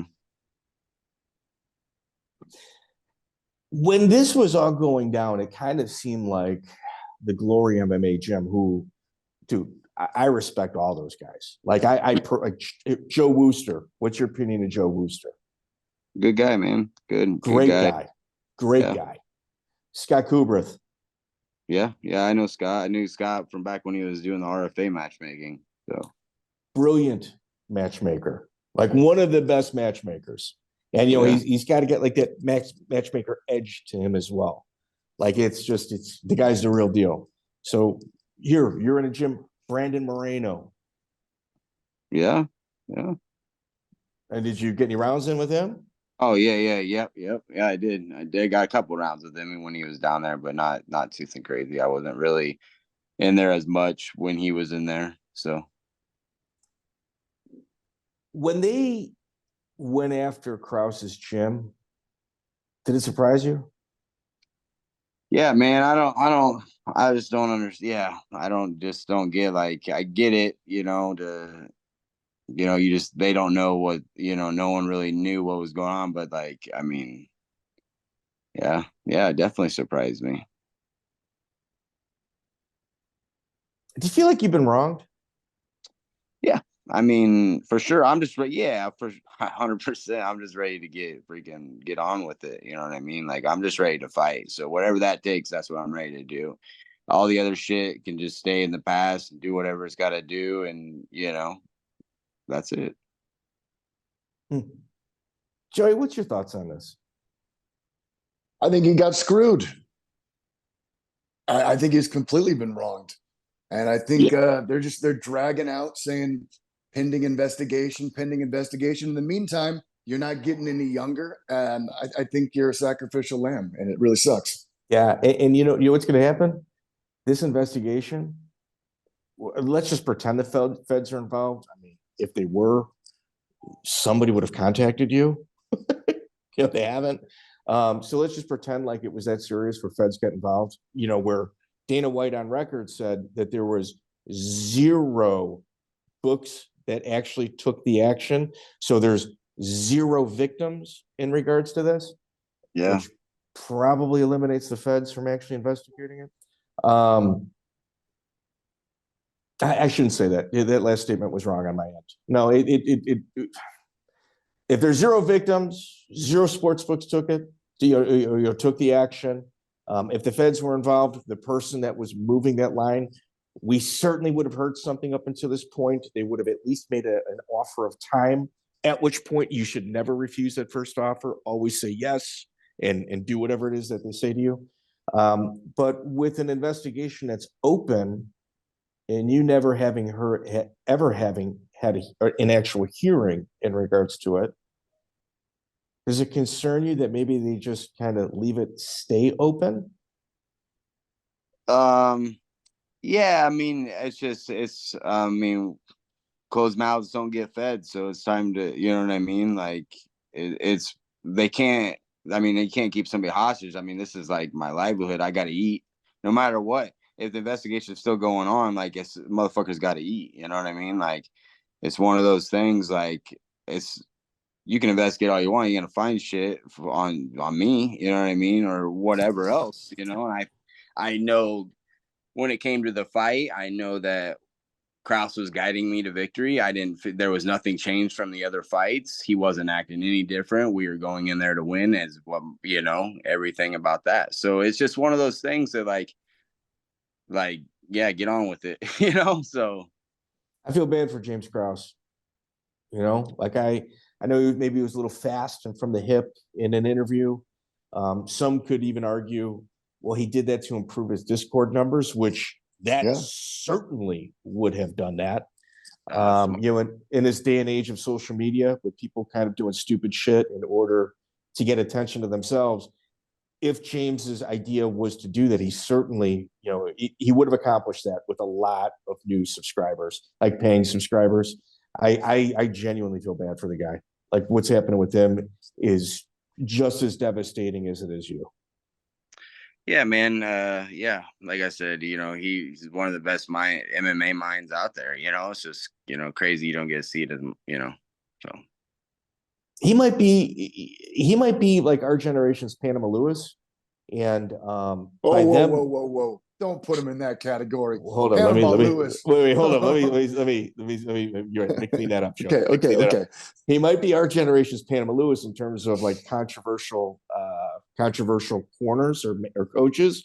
That brilliant mind, not allowed to actually coach people. And Panama Lewis, like back in the day, he was cornering people on a Nextel cell phone. Oh shit. Zab Judah. You know? Yeah, Zab Judah. Zab Judah, in between rounds, they'd hold up a Nextel because Panama Lewis wasn't allowed to be there. But name a better coach right now to go cut your teeth with than James Krause. And he's available. Name a better coach. You can't. Yeah, I mean, yeah, he's fucking mind, man. It's crazy. Have you kept in touch with him at all?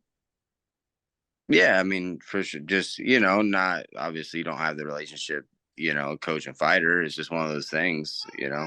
But yeah. When was the last time you had a conversation with him? Oh, I don't know. It's been a while. I think probably shit. I don't know. Threw a couple texts back and forth, you know, every once in a while, just because I was sending him a stupid meme the other day about when Poirier says jumping guillotines, you know, when he talks about that, when he's like, you always jump a gilly. And I agree, obviously, because that's what we were trying to get away from for all those years. So, yeah, that was it, you know. I mean, it was more like, you know, our relationship was a lot of, you know, as coach when it was time to fight, when it was time to get in camp, I went down there, went to camp and, you know, handled our business, you know. So when he there was a couple of times in a corner where like there's certain corners where everybody's talking at the same time and it's like Tyson Fury. It's complete and total chaos. Mm-hmm. Like there's three people talking at the same time or one person giving good instruction and somebody's father just screaming things that really aren't fight appropriate. And James Krause really seemed to just kind of grab your attention and make you believe. Yeah, I mean, that's what a leader does, right? Makes you believe in yourself. Makes you believe you can run through a brick wall. So, Darrick, I'm going to ask you for a favor, man. What's up? I'm dropping this on Monday. The jerk-offs who shit all over you when this was all going down and they're reaching out for interviews, you do whatever it is you want to do. Just make sure you mention that it started here. That's all I ask. That's all I ask. I'm gonna tell you what, man. I probably won't even know until I have a fight. So I definitely, I mean, yeah, I would, but this is probably what it'll get. And then once it's time to fight, it'll be all about the fight times, and hopefully we just get to the bottom of, just not the bottom of that. I don't believe there's to get to the bottom of anything. I just believe that it's just, let's get in action and let's move forward. So. Dude, you're a super exciting fighter. Like, you really are. And like, if you're matched properly, you got fight of the night written all over you, like every single go. And, eventually I think you're going to retire into a coaching position, have your own gym, and create incredible memories for people coming through the system, much like, people like James Krause and, Train and, Ryan Jensen have done for you. And I really hope you have that opportunity, man. Like, I really do. And I do all of that now, man. I have about 20, 25 guys I coach. Both my two little brothers are pro fighters.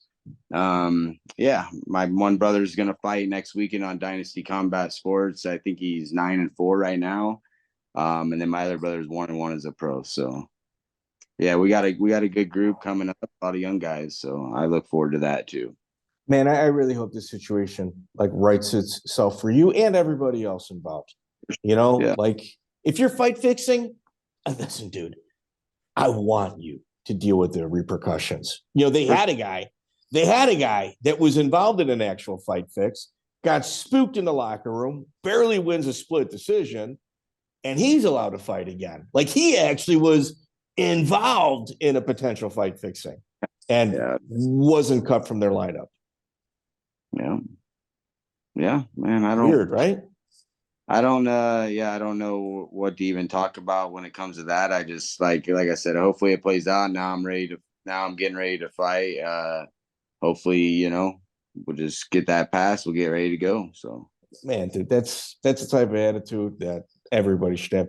Darrick Minner, I sincerely appreciate you joining this podcast. And man, dude, I'm a fan. I'm not even gonna lie. I'm a fan, bro. Thank you. Appreciate it, man. I appreciate it. Victory, Jay. Man, you landed us a big one. Yeah, it's a hot topic, man. Well, in my opinion, it's the hottest topic in MMA right now that no one's covering because they don't know how to cover it. Right. It's delicate. It's surprising it's taken this long for even one fighter to even speak up about it. And, even still, I get it. It's like you don't want to rock the boat, but at the same time, dude, it's been over a year now. What's it been, a year and a half? Yeah. The suspension, as it stands, is for not documenting his injury coming into the fight. Dude, guys spar all the way up until, fight week. It happens. It happens all the time. It happens with everybody. Let's just look at that. It's been a year and a half because he didn't fill out the page correctly. Yeah. I coming from the commission in Nebraska, the background, that in itself, man, let's just, in my opinion, he's already been cut from the UFC. He hasn't been employed for a year and a half. Just let the man fight. I mean, up here, his two brothers now, he's coaching and they fight. His two brothers are doing great. I don't know if they've ever been on the same card with their older brother. People want to see him fight. He needs to feed his family. Just let's move on with this, As a fan, I want to see him fight. As a fan of the sport, I want to see him fight. Yeah, his style too is kind of like you said, there's boxes that certain guys check, and he hits them all. Like, you and I are on the same page with that. We're like, oh yeah, this guy shows up at your door, he's gonna get what he wants, or you guys are fighting. It doesn't matter what your size is. But let's kind of break down a few things, like the gaming commission. When you look at the hierarchy in the state government, the gaming commission's at the top. The sanctioning body is underneath the gaming commission.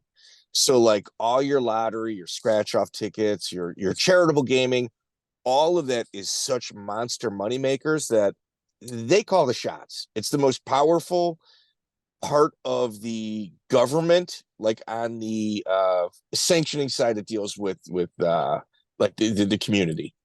So like James Krause didn't make a lot of fans in that part of the industry. We've established that.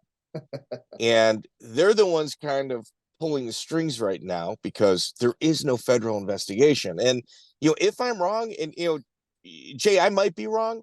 If anybody can get me the name of any federal investigator that's got an open case, they got to have a CR number associated with it, I'll throw them cash. Like, I mean, I work a 9 to 5 just like everybody else. I'll tell you $500. I mean, hey, it's not crazy, but you're gonna get it. You know what I mean? Like, right. So like, there's just no possible way. And like on Minner's instance, Chris Lytle has sat in on about 100 of these interviews. He himself has said, "Yeah, dude, the hospital afterward. Oh, I tweaked my elbow, I tweaked my back, I hurt this, I hurt that." And his response is, "Man, you had a 30-second fight. You caught the guy in a guillotine on a shot. How?" And it's just commonplace when you're relying on money from fighting and you need surgery because you don't have insurance, you take fights. That's the game. And there's a couple like different moving parts. One of which is like here, the I don't know game. It's I don't know because I wasn't a part of anything and I have nothing to do with it. There's the I don't know because there's people smarter than me that worked game around me and I'm just kind of inept. There's the I don't know, I'm lying and I don't want to tell you the truth.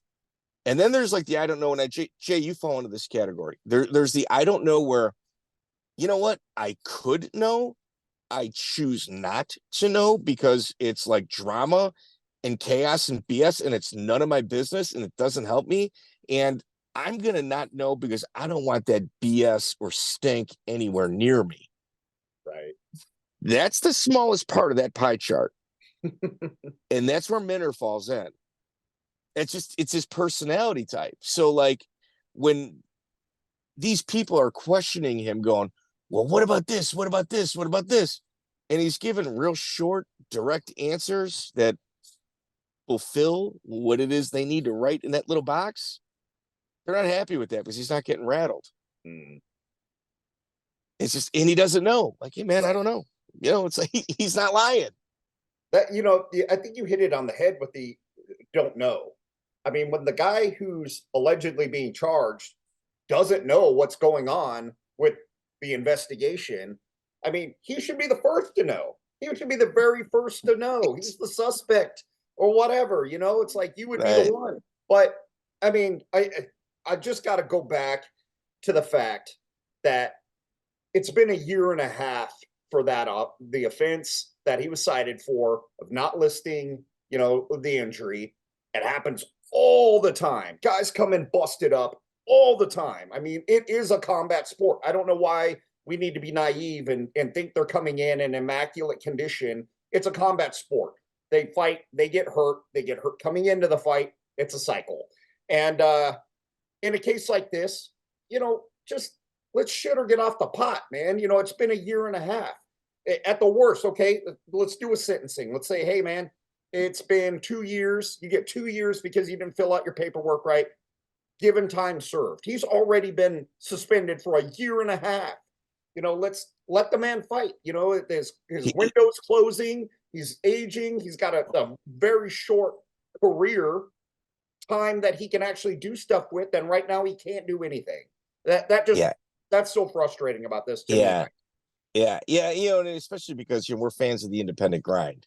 Like that guy's going to bring local people to events and give somebody an opportunity. You beat him, you're going to the big show. For sure. But there was also an instance in the questioning where, somebody reported to ESPN that, you came into this fight injured. He didn't say anything. I let it go. A couple more questions. I bring up Jeff Molina, his issues, when he gets suspended. Do you think he was the ESPN guy? He's like, no, I don't think so. I have a theory I'm not going to bring it up, not yet. I got to talk to Jeff Molina and James Krause. The questioning is going to be along the same line. I'm not going to lie about it. There's going to be obviously some other nuances in regards to it, but I think Jeff Molina in particular, his career's sitting on hold. I mean, you heard it out of Dana's mouth. 0 sports books took a hit. I called Costa Rica. I called the building that I said in the interview. Nope, no one took any hits there. There's no victim here. So they've had a potential victim in a fixed fight where they confronted it before the fight, went to the cage, allowed the fight to happen. The guy wins a split decision, but he admitted being a part of like a think tank in regards to throwing a fight. And he was allowed to fight and fight an additional time before he got cut. Right. These guys are making it through all the pre-fight physicals and they're seeing the doctors. And, those guys are saying you're good to go too. I want to stay. The onus is I got to get some popcorn. I got to get some popcorn and I got to follow you because I want to know how this ends. Yeah. Me, dude. The hook got me. I want to know. I'm interested. Like the state also has onus on it. Yeah. It's really frustrating, coming from, he's my friend. He's a colleague. We work together in the fight game. And it's frustrating to see these guys just. Jay, let me tell you something.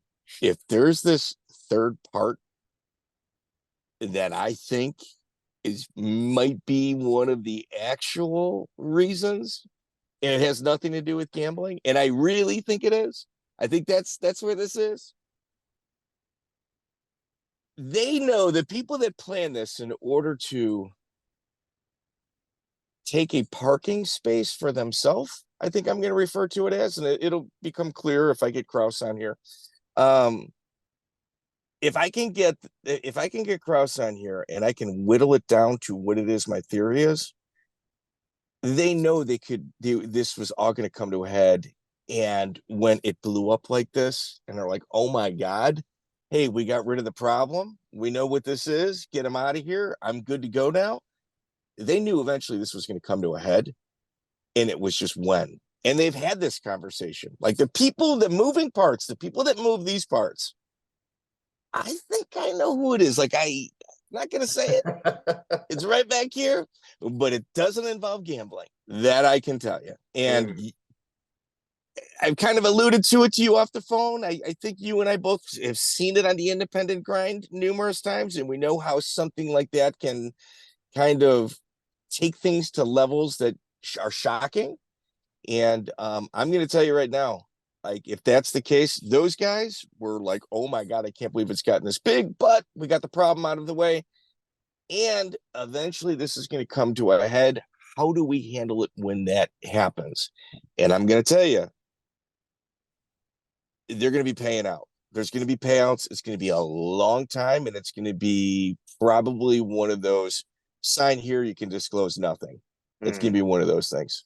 All right. Well, man, I'd just like somebody to sign something and get these kids back in the cage. That's, or some money. Yeah, get them some money. Something. Yeah. I mean, something. So yeah, this has been an enjoying hour, man. Enjoyable hour. I appreciate you having me on here. I wish there was more that I could add to this. I'm not, I'm just as much a spectator now, and I'm all in. I'm like, whoa, let's go. Okay. So Victory J, let's talk about the Omaha scene. You got Anthony Smith. You got Kyle Jensen. Give me some other names out there. Current or former? Former and current. Man, where do we go? Ryan Jensen. He's the head coach over Minner. Kyle Breeze. Jason Brills. If you want to get in, we got Josh Neer.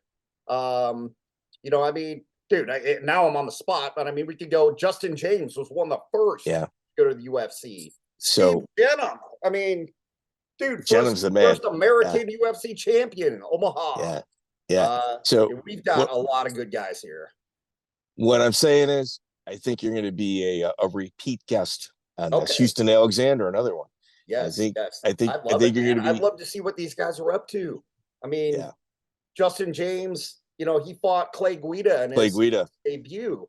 And Almost there's landed that another armbar. Midwest guy. You know, I mean, Almost, it's just yeah. it's so thick here. You know, you really can't go to a local fight and not see guys who have made it to the UFC from the Midwest, and it's amazing. I'll tell you, it's a psychological advantage coming out of that gym, because you'll see back in the day, you would see a guy, Jeremy Horn and Matt Hughes and Jens Pulver cornering a student. Now there's opponent on the other side going, holy crap, you know, you've got two current champions and one of the top, you know, 5 guys on the planet in a corner with the guy that I'm fighting. It's a huge psychological advantage. It happens all the time. It's one of the things I love about the sport, and I love about being in the Midwest. And I love the grind, because those guys come back, they support it, you know, they're there, and they're keeping the scene alive, you know, even though they may be, you know, done and just coaching or just a spectator. I mean, it's amazing. And it's the thing that I truly love about the sport, and I want to see continue. Excellent. Victory J, you're an absolute gentleman. Let's hey, man, let's try to figure out who's next. Thank you, brother. I appreciate it, Mike. Always have a good one, brother. Thank you. Yep. Check out the full interview on iTunes, Spotify, and all major podcast platforms.